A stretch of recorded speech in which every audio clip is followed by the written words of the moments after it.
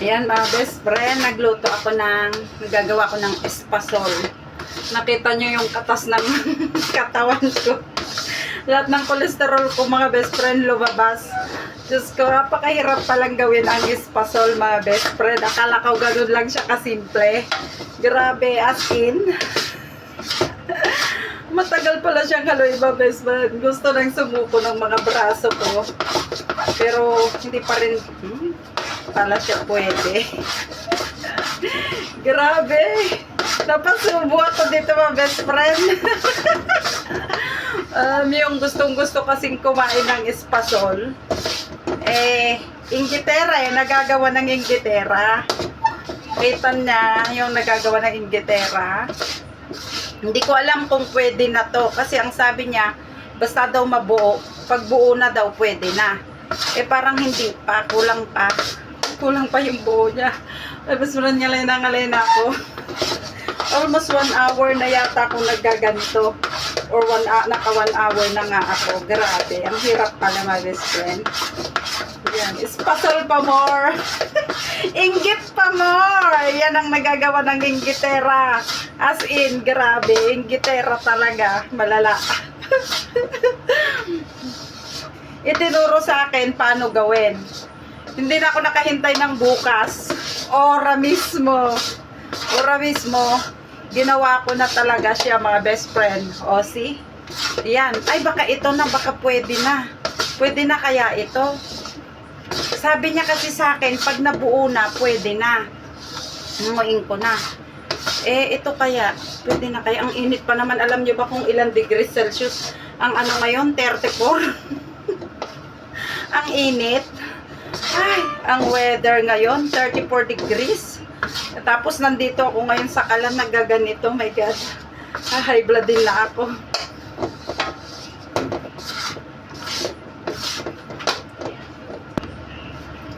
Halos maramdaman kong nagpapaltos na yung kamay ko.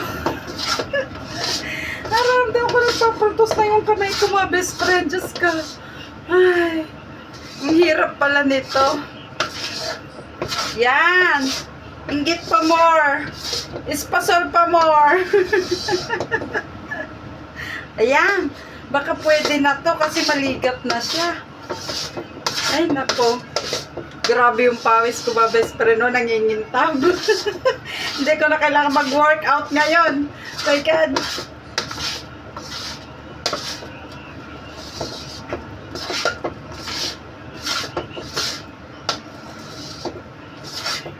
Ayan. Grabe, oh. Sumasama na yung kawali. Siguro pwede na ito. Kasi sumasama na yung kawali, eh. Pero ang sabi niya kasi, kapag nabuo na. Hindi pa naman nabubuo. Naghihiwalay pa naman. Sabi niya kasi sa akin, pag nabuo na, hanguin mo na. Hindi pa naman. Kunti pa siguro, no? Napasubo talaga ako mga best friend. Saka gustuhan ko makakain ng espasol. Nung malaman ko yung procedure, ora mismo nagluto ako mga best friend. Pero hindi pala ganun siya kadali. Ngayon naiintindihan ko na kung bakit napakamahal ng espasol. Kaya pala mahal ang espasol dahil sobrang ang hirap niya palang gawin. Bukod sa mahal na yung sangkap, mahal yung ingredients, mahirap pa siyang lutuin. My God. Alam nyo ba na niluto ko muna yung powder, tapos minix ko, tapos sala ko pa siya. Tapos ito naghalo-halo pa ako baga best friend. Ayan, halo-halo talaga. Grabe, as in. Ayan, siguro pwede na to. Pwede na siguro to. Kasi sabi niya pag buo na, luto na. Nabubuo na siya.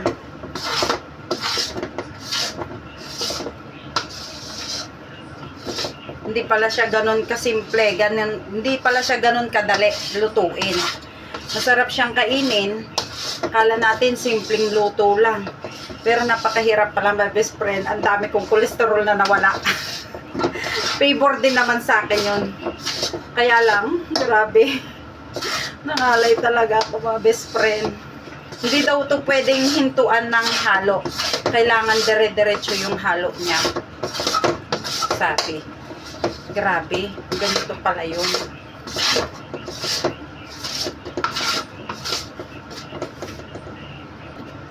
So mga best friend, tingnan nyo oh. Buo na siya. Siguro, pwede na to. Ayan.